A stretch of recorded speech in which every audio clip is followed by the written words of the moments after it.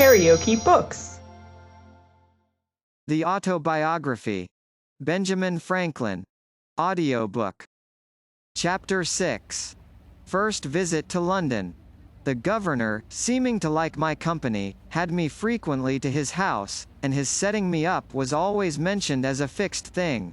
I was to take with me letters recommendatory to a number of his friends, besides the letter of credit to furnish me with the necessary money for purchasing the press and types, paper, etc.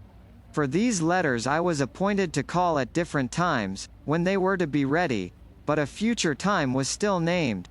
Thus he went on till the ship, whose departure too had been several times postponed, was on the point of sailing. Then, when I called to take my leave and receive the letters, his secretary, Bard, came out to me and said the governor was extremely busy in writing, but would be down at Newcastle, before the ship, and there the letters would be delivered to me. Ralph, though married, and having one child, had determined to accompany me in this voyage. It was thought he intended to establish a correspondence, and obtain goods to sell on commission, but I found afterwards, that, through some discontent with his wife's relations, he purposed to leave her on their hands, and never return again. Having taken leave of my friends, and interchanged some promises with Miss Reed, I left Philadelphia in the ship, which anchored at Newcastle. The governor was there, but when I went to his lodging, the secretary came to me from him with the civilest message in the world, that he could not then see me, being engaged in business of the utmost importance, but should send the letters to me on board, wished me heartily a good voyage and a speedy return, etc. I returned on board a little puzzled, but still not doubting. Mr. Andrew Hamilton, a famous lawyer of Philadelphia, had taken passage in the same ship for himself and son, and with Mr. Denham, a Quaker merchant, and Messrs. Onion and Russell, masters of an iron work in Maryland, had engaged the great cabin, so that Ralph and I were forced to take up with a berth in the steerage, and none on board knowing us, were considered as ordinary persons. But Mr. Hamilton and his son, it was James, since governor, returned from Newcastle to Philadelphia, the father being recalled by a great fee to plead for a seized ship.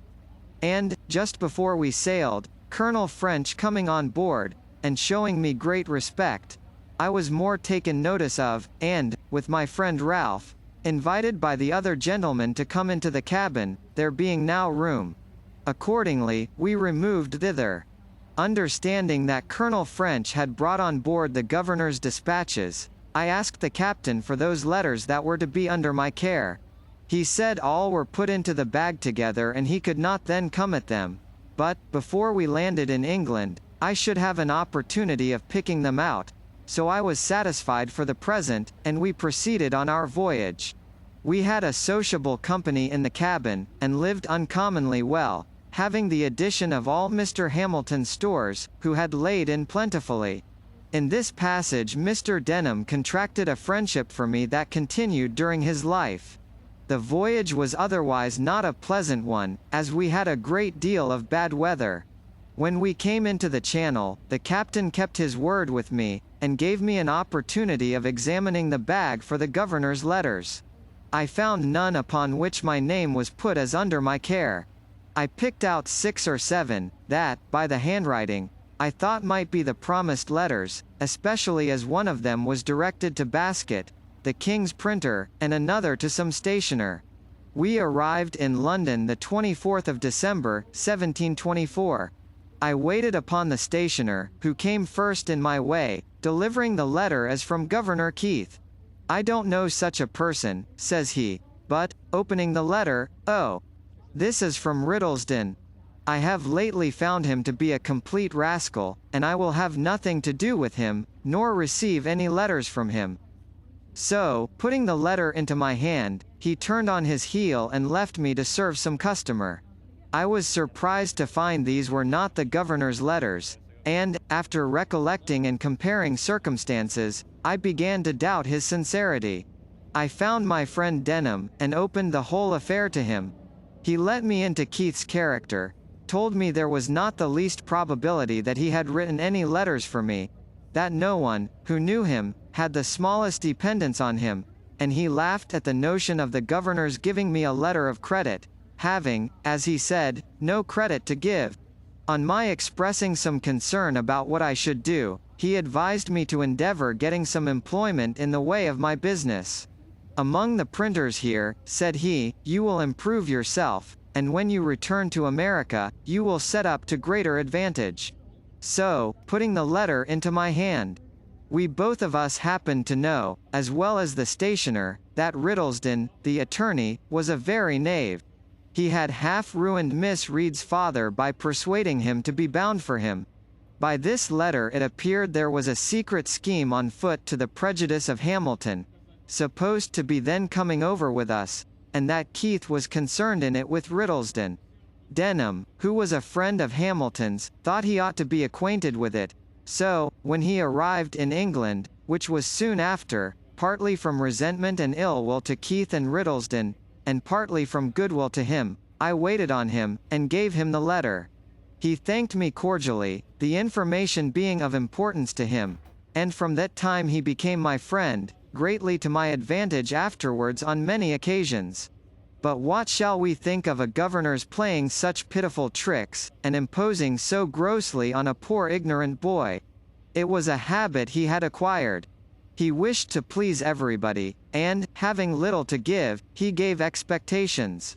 He was otherwise an ingenious, sensible man, a pretty good writer, and a good governor for the people, though, not for his constituents, the proprietaries, whose instructions he sometimes disregarded.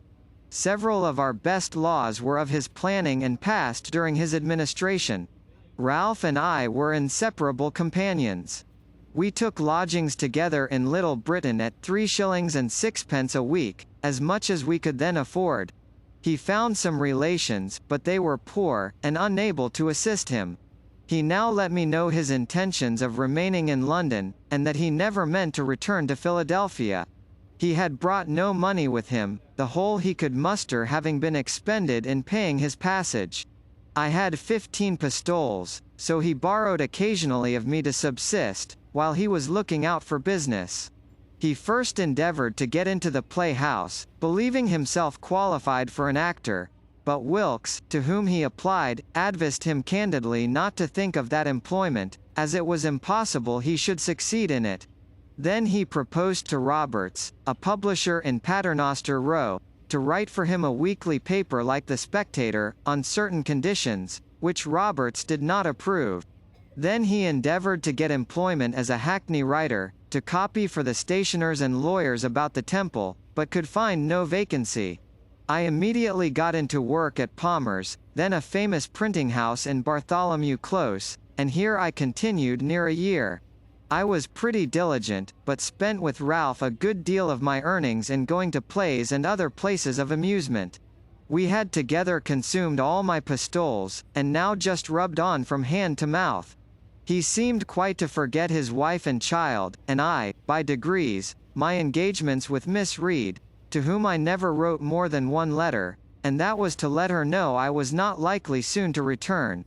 This was another of the great errata of my life, which I should wish to correct if I were to live it over again. In fact, by our expenses, I was constantly kept unable to pay my passage. At Palmer's I was employed in composing for the second edition of Wollaston's Religion of Nature. Some of his reasonings not appearing to me well founded, I wrote a little metaphysical piece in which I made remarks on them. It was entitled, A Dissertation on Liberty and Necessity, Pleasure and Pain. I inscribed it to my friend Ralph. I printed a small number. It occasioned my being more considered by Mr. Palmer as a young man of some ingenuity, though he seriously expostulated with me upon the principles of my pamphlet, which to him appeared abominable. My printing this pamphlet was another erratum. While I lodged in Little Britain, I made an acquaintance with one Wilcox, a bookseller, whose shop was at the next door. He had an immense collection of second-hand books. Circulating libraries were not then in use, but we agreed that, on certain reasonable terms, which I have now forgotten, I might take, read, and return any of his books. This I esteemed a great advantage, and I made as much use of it as I could. My pamphlet by some means falling into the hands of one Lyons, a surgeon, author of a book entitled, The Infallibility of Human Judgment, it occasioned an acquaintance between us. He took great notice of me, called on me often to converse on those subjects, carried me to the Horns, a pale ale house in Lane, Cheapside, and introduced me to Dr. Mandeville, author of the Fable of the Bees, who had a club there, of which he was the soul, being a most facetious, entertaining companion. Lyons, too, introduced me to Dr. Pemberton, at Batson's Coffee House, who promised to give me an opportunity, sometime or other, of seeing Sir Isaac Newton, of which I was extremely desirous, but this never happened. I had brought over a few curiosities, among which the principal was a purse made of the asbestos, which purifies by fire. Sir Hans Sloane heard of it, came to see me, and invited me to his house in Bloomsbury Square, where he showed me all his curiosities, and persuaded me to let him add that to the number, for which he paid me handsomely. In our house there lodged a young woman, a milliner, who, I think, had a shop in the cloisters. She had been genteelly bred, was sensible and lively, and of most pleasing conversation. Ralph read plays to her in the evenings, they grew intimate, she took another lodging, and he followed her. They lived together some time, but, he being still out of business, and her income not sufficient to maintain them with her child, he took a resolution of going from London, to try for a country school, which he thought himself well qualified to undertake, as he wrote an excellent hand, and was a master of arithmetic and accounts. This, however, he deemed a business below him, and confident of future better fortune, when he should be unwilling to have it known that he once was so meanly employed, he changed his name, and did me the honor to assume mine.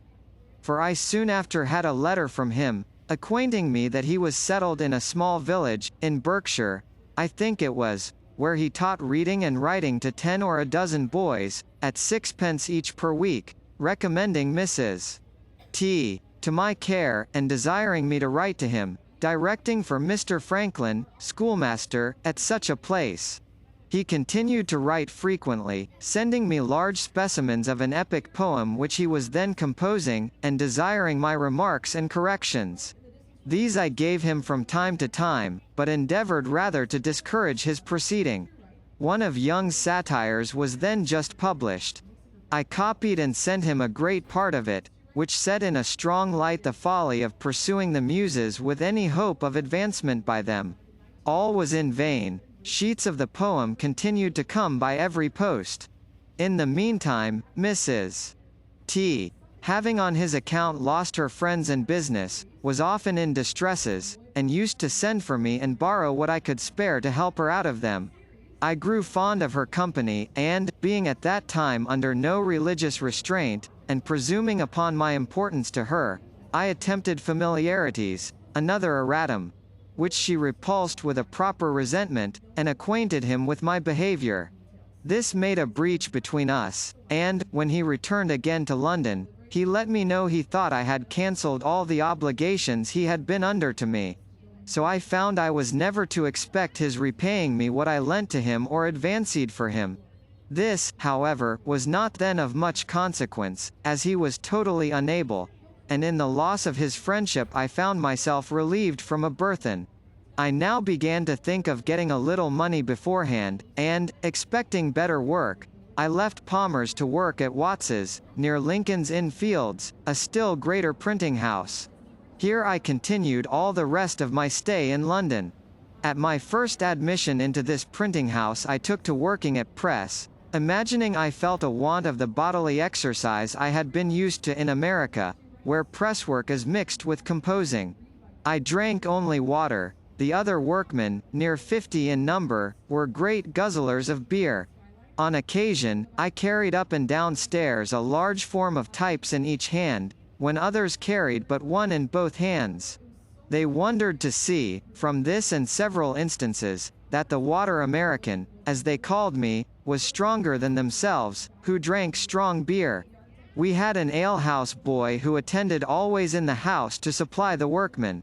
My companion at the press drank every day a pint before breakfast, a pint at breakfast with his bread and cheese, a pint between breakfast and dinner, a pint at dinner, a pint in the afternoon about 6 o'clock, and another when he had done his day's work. I thought it a detestable custom, but it was necessary, he supposed, to drink strong beer, that he might be strong to labor. I endeavored to convince him that the bodily strength afforded by beer could only be in proportion to the grain or flour of the barley dissolved in the water of which it was made, that there was more flour in a pennyworth of bread, and therefore, if he would eat that with a pint of water, it would give him more strength than a quart of beer. He drank on, however, and had 4 or 5 shillings to pay out of his wages every Saturday night for that muddling liquor, an expense I was free from. And thus these poor devils keep themselves always under. Watts, after some weeks, desiring to have me in the composing room, I left the pressmen. A new bienvenue or sum for drink, being 5 shillings, was demanded of me by the compositors. I thought it an imposition, as I had paid below. The master thought so too, and forbade me paying it.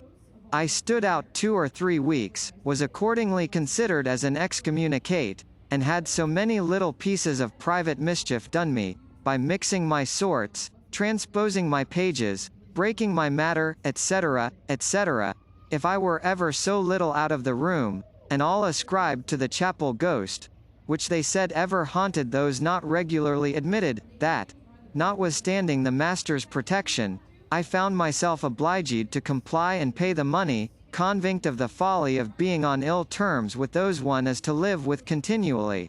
I was now on a fair footing with them, and soon acquired considerable influence. I proposed some reasonable alterations in their chapel laws, and carried them against all opposition.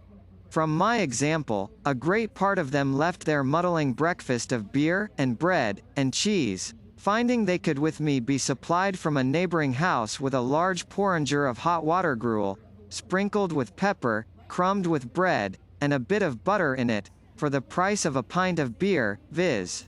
3 halfpence. This was a more comfortable as well as cheaper breakfast, and keep their heads clearer. Those who continued sotting with beer all day, were often, by not paying, out of credit at the alehouse, and used to make interest with me to get beer. Their light, as they phrased it, being out.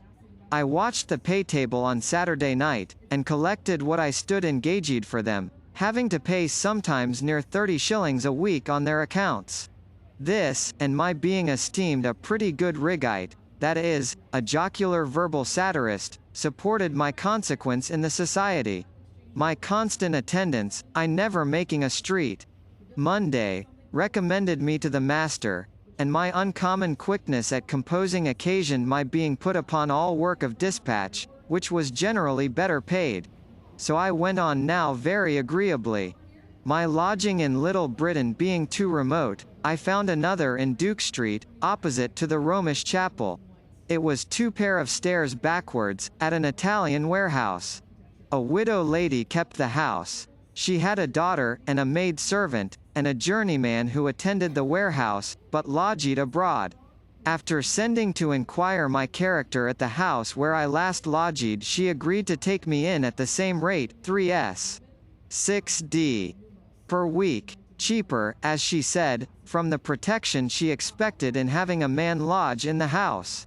She was a widow, an elderly woman, had been bred a Protestant, being a clergyman's daughter, but was converted to the Catholic religion by her husband, whose memory she much revered, had lived much among people of distinction, and knew 1,000 anecdotes of them as far back as the times of Charles II.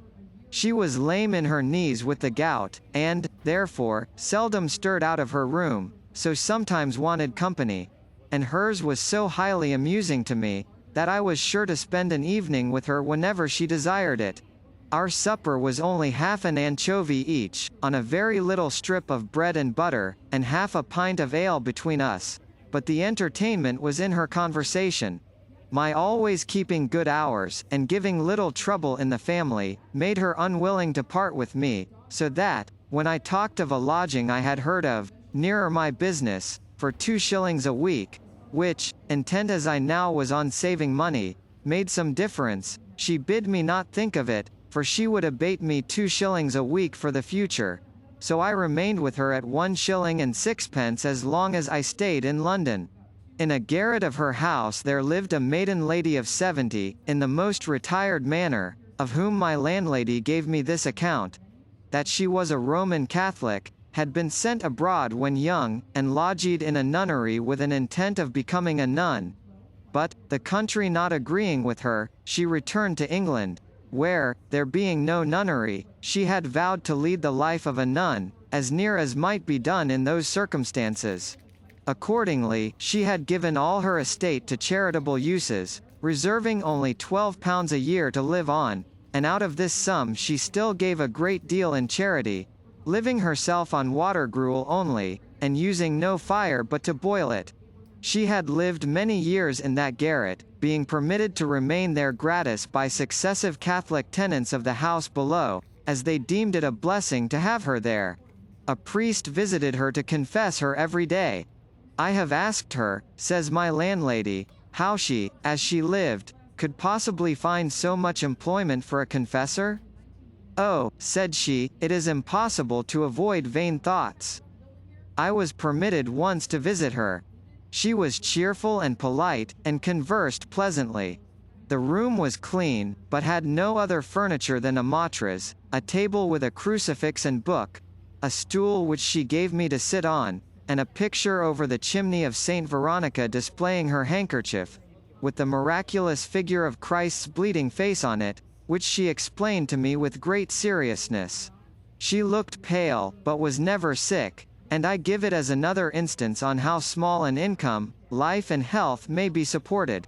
At Watts's printing house I contracted an acquaintance with an ingenious young man, one Wygate, who, having wealthy relations, had been better educated than most printers, was a tolerable Latinist, spoke French, and loved reading.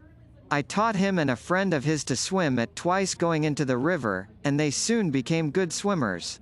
They introduced me to some gentlemen from the country, who went to Chelsea by water to see the college and Don Saltero's curiosities.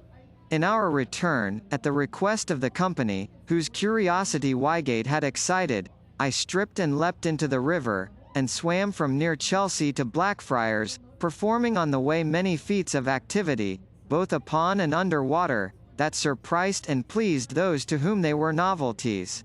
I had from a child been ever delighted with this exercise, had studied and practiced all Thevenot's motions and positions, added some of my own, aiming at the graceful and easy as well as the useful. All these I took this occasion of exhibiting to the company, and was much flattered by their admiration, and Wygate, who was desirous of becoming a master, grew more and more attached to me on that account, as well as from the similarity of our studies. He at length proposed to me traveling all over Europe together, supporting ourselves everywhere by working at our business. I was once inclined to it, but, mentioning it to my good friend Mr. Denham, with whom I often spent an hour when I had leisure, he dissuaded me from it, advising me to think only of returning to Pennsylvania, which he was now about to do. I must record one trait of this good man's character. He had formerly been in business at Bristol, but failed in debt to a number of people, compounded and went to America. There, by a close application to business as a merchant, he acquired a plentiful fortune in a few years. Returning to England in the ship with me, he invited his old creditors to an entertainment, at which he thanked them for the easy composition they had favoured him with, and, when they expected nothing but the treat, every man at the first remove found under his plate an order on a banker for the full amount of the unpaid remainder with interest. He now told me he was about to return to Philadelphia, and should carry over a great quantity of goods in order to open a store there. He proposed to take me over as his clerk, to keep his books, in which he would instruct me, copy his letters, and attend the store. He added, that, as soon as I should be acquainted with mercantile business, he would promote me by sending me with a cargo of flour and bread, etc., to the West Indies, and procure me commissions from others which would be profitable. And, if I managed well, would establish me handsomely. The thing pleased me, for I was grown tired of London, remembered with pleasure the happy months I had spent in Pennsylvania, and wished again to see it. Therefore I immediately agreed on the terms of £50 a year, Pennsylvania money. Less, indeed, than my present gettings as a compositor, but affording a better prospect. I now took leave of printing, as I thought, forever, and was daily employed in my new business, going about with Mr. Denham among the tradesmen to purchase various articles, and seeing them packed up, doing errands, calling upon workmen to dispatch, etc. And, when all was on board, I had a few days' leisure. On one of these days, I was, to my surprise, sent for by a great man I knew only by name, a Sir William Wyndham, and first waited upon him. He had heard by some means or other of my swimming from Chelsea to Blackfriars, and of my teaching Wygate and another young man to swim in a few hours. He had 2 sons, about to set out on their travels. He wished to have them first taught swimming, and proposed to gratify me handsomely if I would teach them. They were not yet come to town, and my stay was uncertain, so I could not undertake it.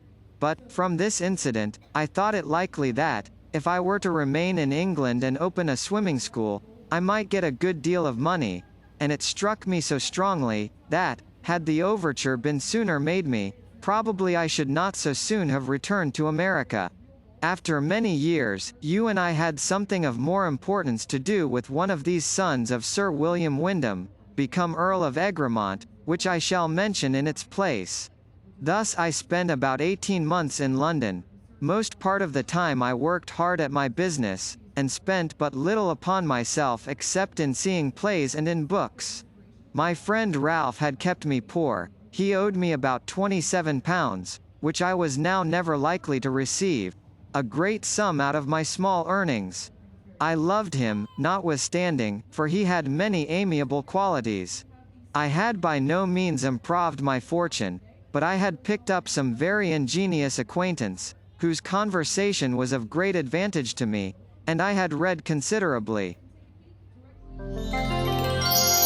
KaraokeBooks.